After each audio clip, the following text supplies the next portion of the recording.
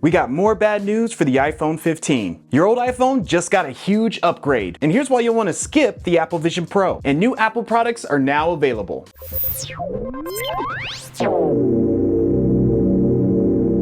What's up? I'm Royce, and this is Apple Next, where I talk about all the latest and hottest Apple news of the week. So if that sounds good to you, go ahead and hit that subscribe button, and let's get into it. First up, we gotta talk about some more bad news we got regarding the iPhone 15. Now, I've talked about on the channel before that we could probably expect a price increase on the iPhone 15 Pro and Pro Max or 15 Ultra models that are coming out later in the fall, usually around September. Now, to add on to that bad news, it looks like this price increase is actually going to be spread across the board between all the iPhone 15 models. So the iPhone 15, iPhone 15 Plus, 15 Pro, Pro Max / Ultra, they're all getting a price increase. And it looks like we can expect a 12% price increase on the regular iPhone models and a 20% price increase on the Pro models. Yeah, that sucks, obviously, because we already pay a lot for these phones, man. So we haven't seen a price increase like this, at least in the US, since they released the iPhone 10 model and the whole redesign. So at least that was, I guess, somewhat justified, the fact that the phone looked different. You know, we were getting a more of like the almost all screen experience with the notch. And the iPhone 10 came out in 2017. So it's been that long since a price increase. And with the iPhone 15s, yes, we're expecting a decent upgrade, but as far as the overall design and everything, it's gonna be pretty much the same. So why, Apple? Why are you doing this, man? And one might be quick to jump to the conclusion that they just want more money. Some are saying that the production of these phones to actually make them are being increased by the companies in charge of this. So Apple, in order to make sure their margins stay the same, have to now increase the phones. Some other people are saying it could just be because people aren't upgrading as often as they used to. It used to be the 2-year upgrade was like the standard, and then people who just wanted the newest and hottest tech, they'd upgrade every year, obviously. But over the years, as the iPhone has improved and the fact that their software supports, older phones like iOS 16 supports all the way down to the iPhone 8 and the iPhone 10, there's just really no reason to upgrade as quickly, because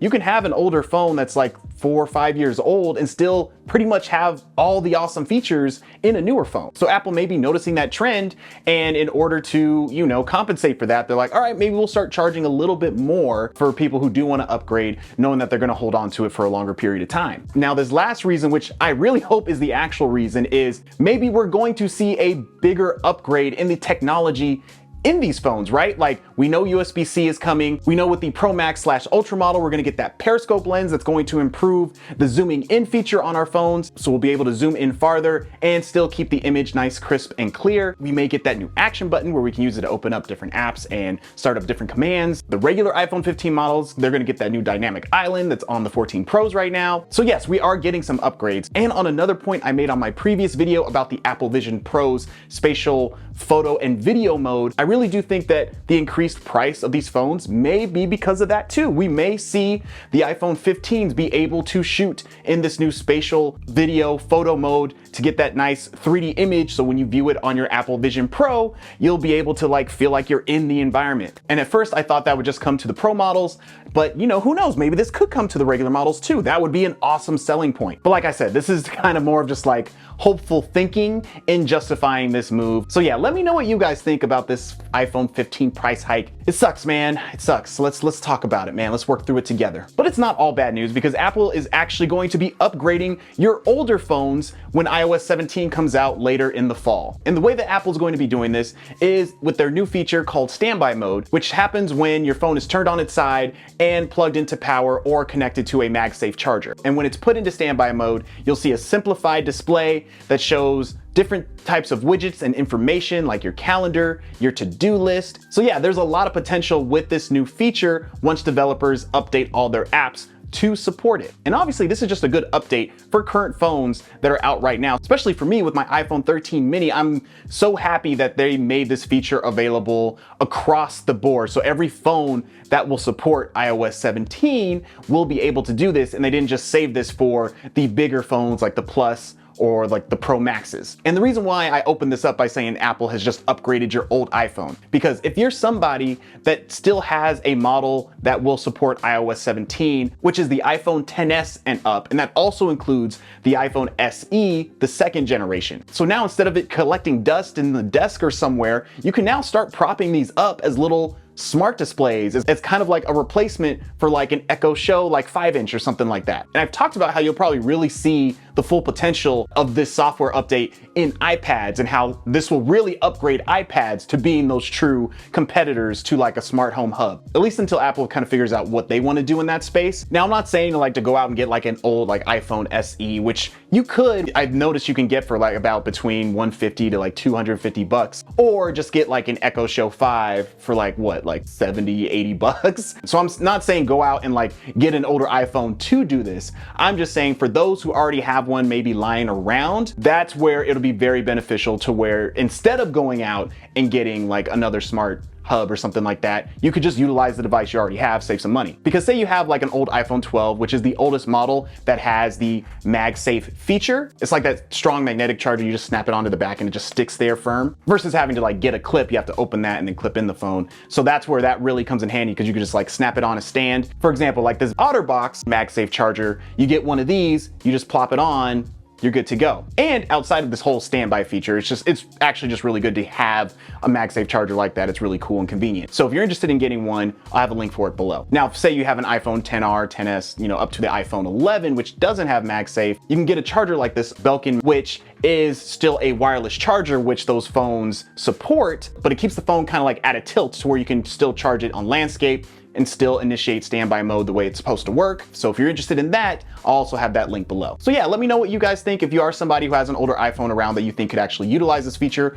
once it's available in the fall, definitely let me know in the comments. And next up, Apple has already given us a reason to skip the Apple Vision Pro. Now, don't get me wrong, the Apple Vision Pro is amazing. The whole spatial computing thing is absolutely mind-blowing. I'm sure like actually experiencing it like firsthand is a completely magical experience. But yes, it is freaking $3,500, so it is not for everybody, right? So all the great things it can do is kind of pointless. And I've said before, I feel like Apple's just selling a beta product, right? Pricing it extremely high. It can do so much. Certain people will buy it. They'll figure out what it's actually good at, what it's not good at, and then Apple will then take that information, fine tune it, and that's when this spatial computing era will actually start, when majority of people can actually get this thing. And my thoughts of this have been backed up with information coming out that Apple is already working on that second gen / cheaper version of the Apple Vision Pro. And what they're gonna have to do in order to make this happen is they'll probably like reduce the quality of the displays, these amazing 4K displays in there. They're gonna have to bring that down.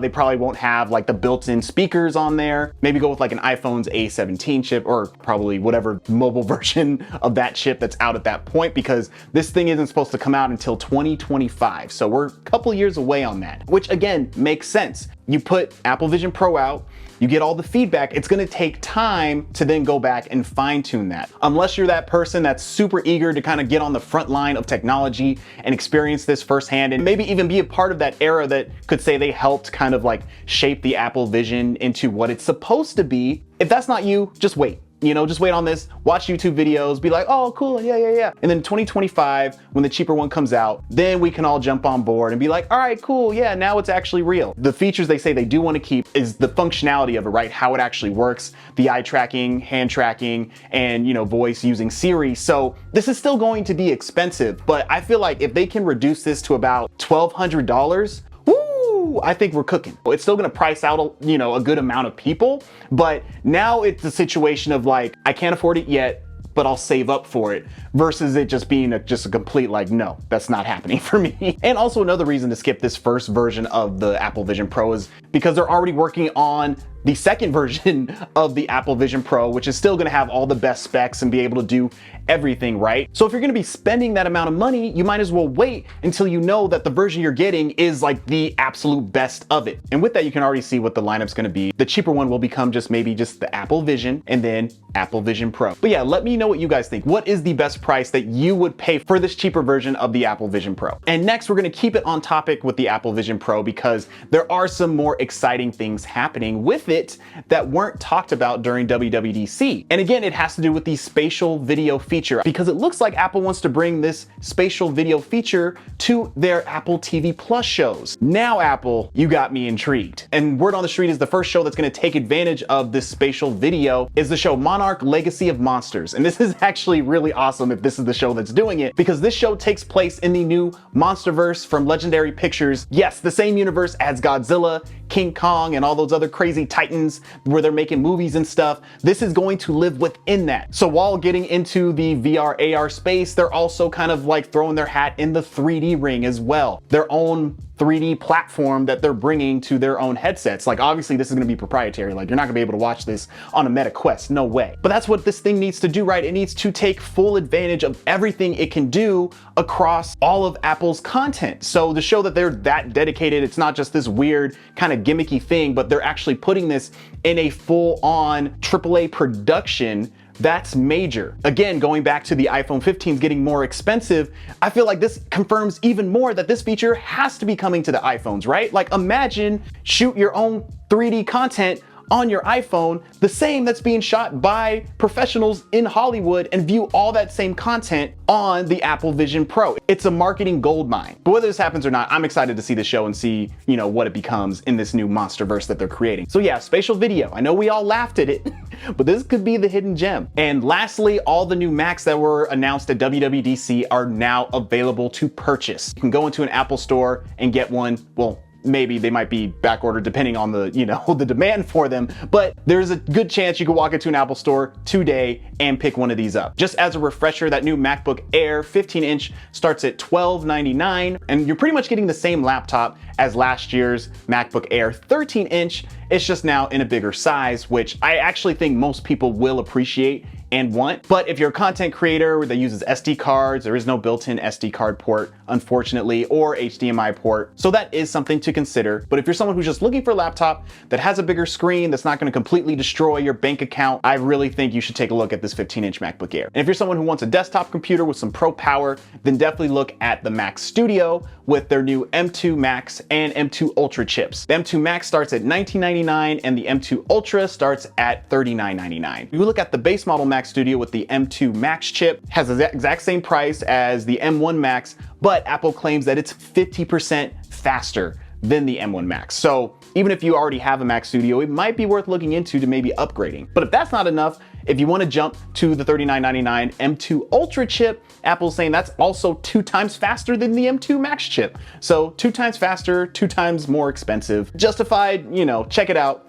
I'll have the link to the website where you guys can check out everything. And then the glorious Mac Pro has finally been upgraded to Apple Silicon, starting at $69.99. This is not for your average person, not even for someone who wants some more power who may get a Mac Studio. These are for the proest of the pros. They need to get things done to the best of the ability, to the fastest that they can, all that blah, blah, blah. And the Mac Pro has those PCI expansion slots, so if you wanna throw in faster SSDs in there, if you wanna put in some capture cards or anything, this is how you'll be able to do that. Now, since this has been upgraded to Apple Silicon, you cannot put in graphics cards or even more RAM, right? Whatever RAM you want, you have to set that up when you buy it. And graphics cards, external GPUs are now gone, at least for now. But fear not, because you're getting a very powerful machine, because just the baseline Mac Pro at $69.99 was the same as the baseline Mac Pro when it first was announced in 2018, and this blows that out the water. And I appreciate that every single model of these has the M2 Ultra,